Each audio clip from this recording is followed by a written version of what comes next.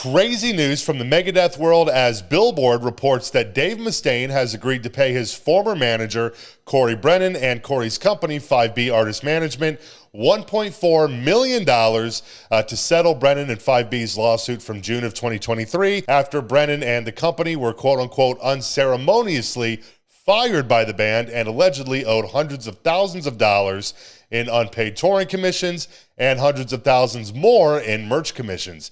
Blabbermouth has, of course, obtained a copy of the initial lawsuit from June of 2023, which states that Mustaine initially reached out to Cory Brennan back towards the end of 2014 to help him manage Megadeth's career and to, quote, get it back on track. Mustaine and Brennan had a pre-existing friendship from when Brennan was the general manager of Sanctuary Records, which had released 3 successful records for Mustaine and Megadeth. Over a few phone calls and an in-person meeting, Mustaine and Brennan agreed that Brennan and 5B would manage Mustaine's career in exchange for a 15% commission on all gross proceeds earned by Mustaine and his entities from products released during plaintiff's management term, songs, albums, merchandise, etc., and all contracts executed or substantially negotiated during the management term, regardless of when those proceeds were received. Mustaine also agreed to reimburse Brennan and 5B for all customary costs they incurred to render their management services,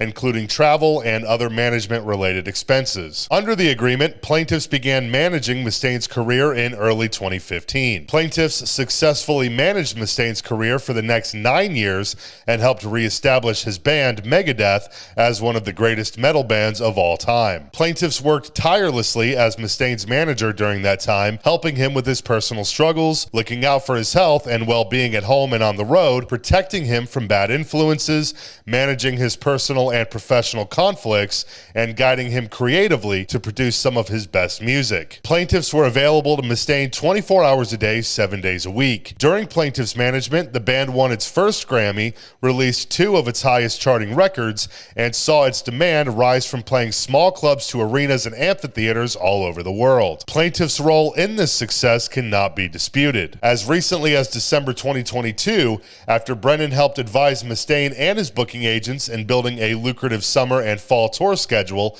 Mustaine wrote to Brennan, "Excellent work, Cory. No one can manage as successfully and professionally as you." Despite this success and their long-term relationship, on April 28, 2023, Mustaine, through his lawyer, unexpectedly and unceremoniously terminated plaintiffs, stating no reason for the termination. On information and belief, the decision was made to help send business to Mustaine's son, who has been trying to build a career in artist management. The letter also wrongly asserted that from its date forward, plaintiffs would have no right to collect any commissions in connection with the products released and contracts entered into or substantially negotiated before the termination. My God, what a mouthful. And as far as the portion of the lawsuit about wanting to send business to Dave Mustaine's son, they would be referring to Justice Mustaine, who has been managing bands for some time now, outside of apparently Megadeth. Now, I don't know who he manages now, but you might remember 7-8 years ago, something like that, he was managing the band Havoc, and they had a very, very public falling out.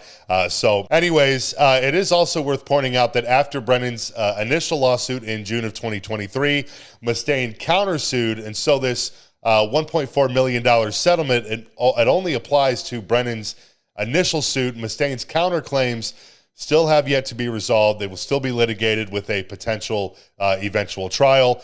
But in Mustaine's countersuit, which of course was obtained by Blabbermouth, Mustaine accuses Brennan of, quote, continuous and repeated management failures throughout their professional relationship with Mustaine and Megadeth. These failures, the result of Brennan and 5B's conflicts of interest, negligence, breach of fiduciary duty, have, in addition to their monetary injuries, dealt serious blows to Megadeth's reputation and even David Mustaine's physical health. Far from an alleged, quote-unquote, successful 9-year relationship that helped guide Megadeth back to prominence and success, as Brennan Brennan and 5B assert, Brennan and 5B's management was inattentive and careless, plagued with missteps and mistakes that were at best amateurish and unprofessional, and at worst dangerous and harmful. This mismanagement pervaded all aspects of Brennan and 5B's representation. Months after firing Brennan for his managerial failures, Mustaine and Megadeth are still discovering and attempting to resolve problems created by Brennan and 5B. I should also note that Mustaine's lawyers say that both parties had previously agreed to go their separate ways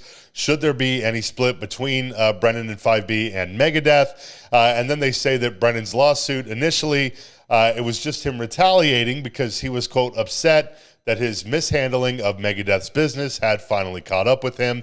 But in Mustaine's countersuit, it also claims that as a result of Brennan's alleged negligence, Mustaine is currently suffering hearing loss from an incident at Knotfest, Australia. If you don't know, Cory Brennan and 5B also manage Slipknot, with the countersuit saying, in 2023, Megadeth was scheduled to perform in Australia at Knotfest, a music festival created by the heavy metal band Slipknot, whose manager was Brennan. Before Megadeth performed, Brennan was notified that the stage lacked the 21 feet of stage space between the front edge of the drum riser and Mustaine's microphone, the distance required for Mustaine to perform safely without damaging his hearing. Instead, the stage at Knotfest Australia only had approximately 12 feet between the drum riser front edge and the microphone, over 9 feet less than was safely required. Brennan was already aware of the necessity of this stage space as it was specified in the band's rider. In an attempt to resolve this problem and perform safely, Mustaine and Megadeth asked Brennan to move Slipknot's production back to allow for more space on the stage. Brennan refused. After performing 2 nights with this limited and unsafe stage space, Mustaine's hearing sustained damage, requiring medical attention from Australian paramedics. This injury has caused significant harm to Mustaine's hearing. He continues to suffer hearing loss and is in the process of seeking further treatment. So a lot going on legally in Megadeth's camp right now.